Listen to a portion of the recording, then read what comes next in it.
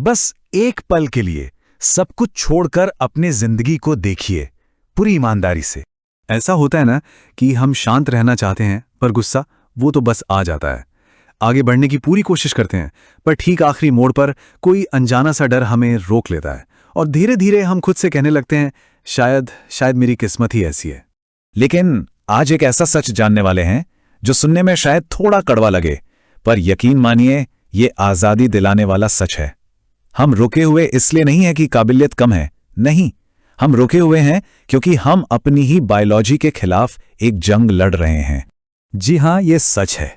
असली लड़ाई बाहर की दुनिया से है ही नहीं, वो तो हमारे शरीर के अंदर चल रही है। ये वो अदृश्य युद्ध है जिसे हम सब ने अब तक नजरअंदाज किया था और यही हमारी सारी ऊर्जा खत्म कर रहा है।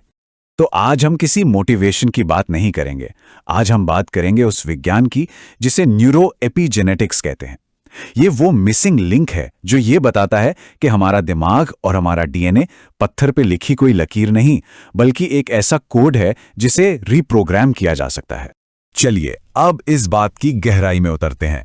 दशकों तक पूरी दुनिया को एक बहुत बड़ी गलतफहमी में रखा गया और वो गलतफहमी ये थी कि हमारा डीएनए ही हमारी नियति है।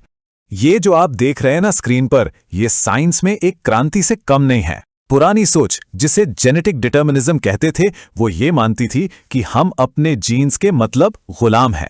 लेकिन जो नई हकीकत है एपिजेनेटिक्स, उसने ये साबित कर दिया कि जीन हमारी किस्मत नहीं, सिर्फ एक ब्लूप्रिंट है। एपी का मतलब होता है ऊपर, यानी एक ऐसा कंट्रोल सिस्टम जो हमारे जीन्स के ऊपर बैठकर उन्हें चलाता है। इसे ना एक पियानो की तरह समझिए। हमारे शरीर में जो करीब 25,000 जीन हैं, वो पियानो की कीज की तरह हैं। अब कीज तो नहीं बदलती है ना, लेकिन कौन सी की कब दबेगी, कौन सी धुन बजेगी, ये कौन तय करता है? पियानो बजाने वाला। और वो बजाने वाला कोई और नहीं, हम खुद हैं।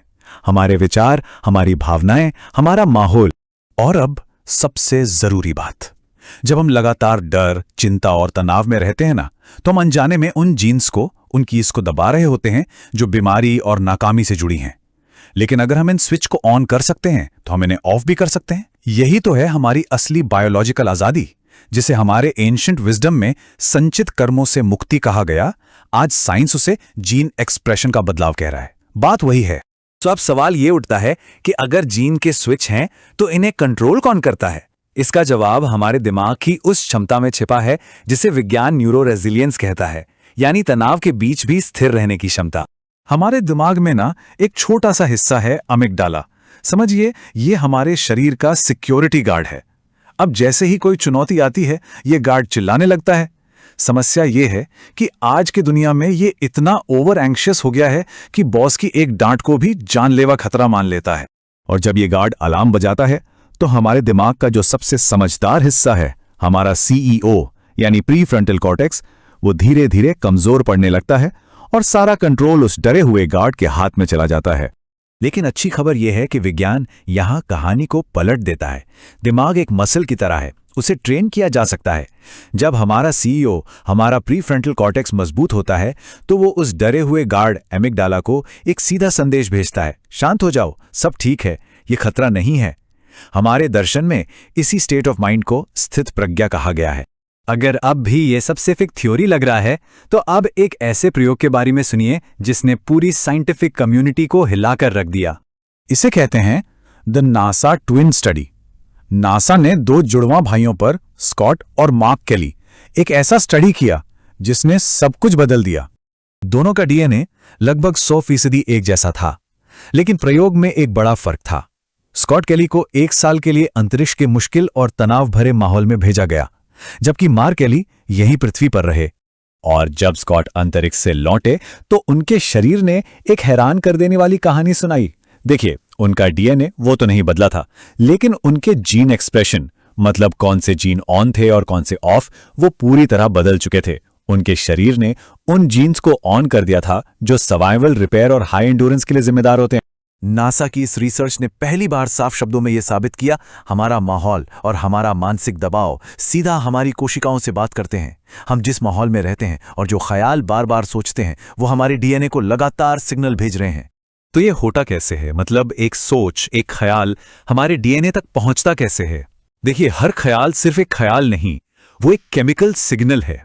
जैसे ही हम कोई भावना महसूस करते हैं, हमारा दिमाग छोटे छोटे केमिकल बनाता है जिन्हें न्यूरोपेप्टाइड्स कहते हैं।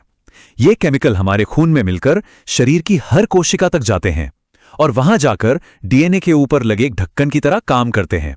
किसी जीन को ऑन कर देते हैं तो किसी को तो अब सवाल ये नहीं है कि क्या ये मुमकिन है, अब सवाल ये है कि करना क्या है। हाल की रिसर्च हमें 4 ऐसे कदम बताती हैं जो हमारी बायोलॉजी को सच में अंदर से बदल सकते हैं। पहला, हॉर्मेसिस, यानी शरीर को जानबूझकर थोड़ा सा अच्छा वाला स्ट्रेस देना, जैसे ठंडे पानी से नहाना या कुछ देर उपवास रखना। इससे शरीर के सेल्फ रिपेयर वाले जीन जाग जाते हैं। दूसरा, माइंडफुलनेस, रोज सिर्फ 10-15 मिनट का ध्यान जो हमारे दिमाग के सीईओ को ट्रेन करता है ताकि वो डरे हुए गार्ड को शांत रख सके। तीसरा, अपने माहौल का सचेत चुनाव, क्योंकि हमारी कोशिकाएं हर उस चीज से सिग्नल लेती हैं जो हम देखते, सुनते या जिनके साथ रहते हैं। और चौथा, इमोशनल रिहर्सल, यानी सोने से ठीक पहले उस भविष्य को महसूस करना जो हम चाहते हैं। ऐसा करने से हमारा शरीर कल्पना और हकीकत में फर्क करना भूल जाता है और वैसी ही केमिस्ट्री बनाने लगता है। आज का विज्ञान बस इतना बताने के लिए है कि हम शिकार नहीं हैं। हमारी बायोलॉजी कोई पत्थर की लकीर नहीं, एक नदी है जिसे मोड़ा जा सकता है। अगर आज ये बात समझ में आ गई कि हमारे ख्याल हमारे जीन्स को छू सकते हैं, तो समझिए आधी जंग जीत ली। हमारी नियति पत्थर में नहीं, हमारे विचारों में लिखी है। तो सवाल बस ये है, आज कौन सी कहानी लिखी जाए।